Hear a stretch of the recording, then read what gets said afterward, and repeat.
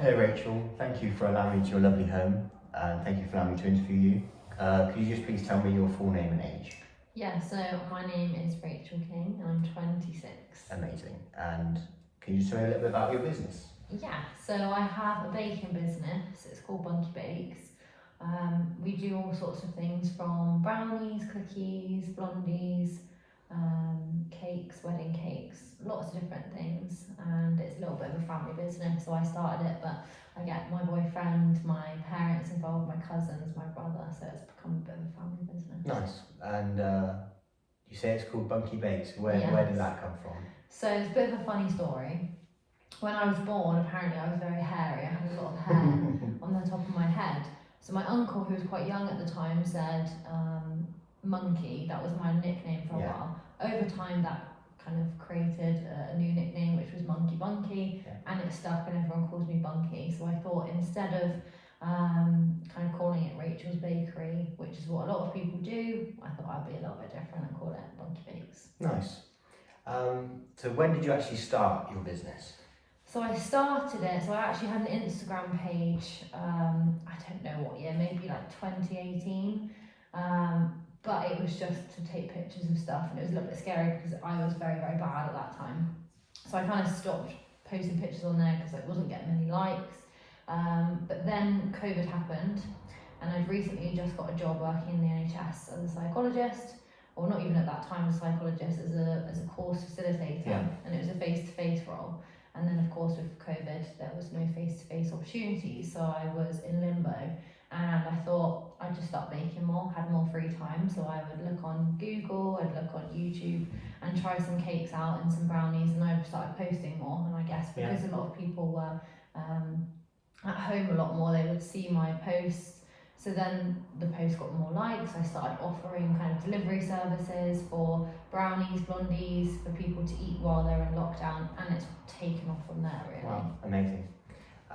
So you don't think you'd have started a proper business if the pandemic didn't happen? I don't think so, because if I had got that job, I would have been working full time. I wouldn't have had time to start business, but because of COVID, I was essentially working kind of like part-time in the NHS, so I had a lot of free time with nothing to do outside the house.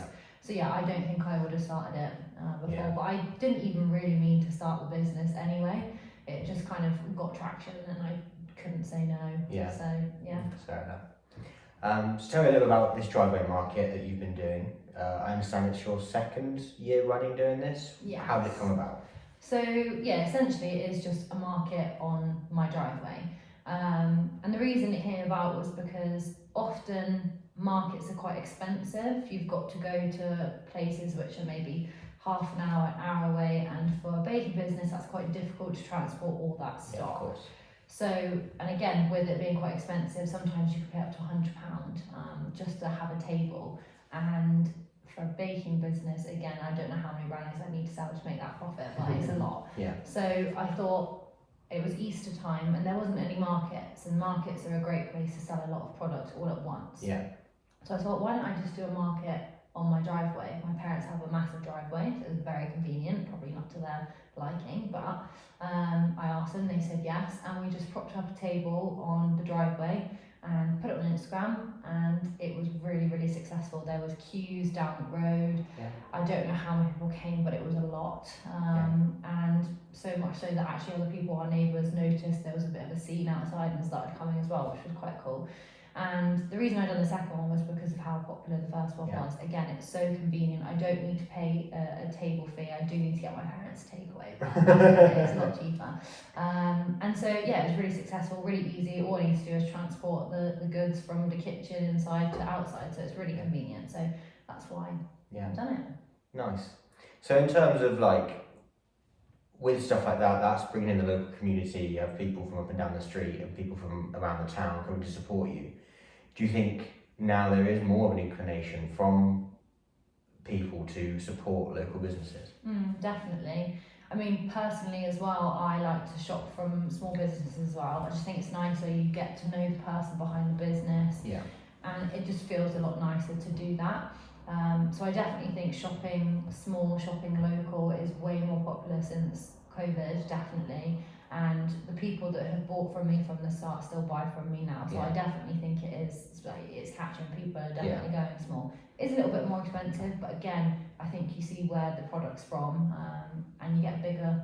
You definitely get bigger brownie slices from me than you get maybe Costa. Yeah. But the same with all different kind of businesses. So yeah. And final question from me: what does the future hold for your business? Oh, I don't know. I'd have to. I don't know. It depends with my job because I still work full time.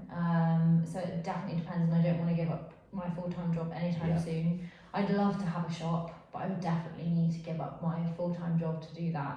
So I think the future holds many things. Hopefully more driveway markets. Hopefully more markets doing big corporate orders, which I've done quite a lot of in the past year. So I think hopefully that's what it holds, just keeping the quality up. So yeah, Amazing. Thank you so much for talking to me. that's okay.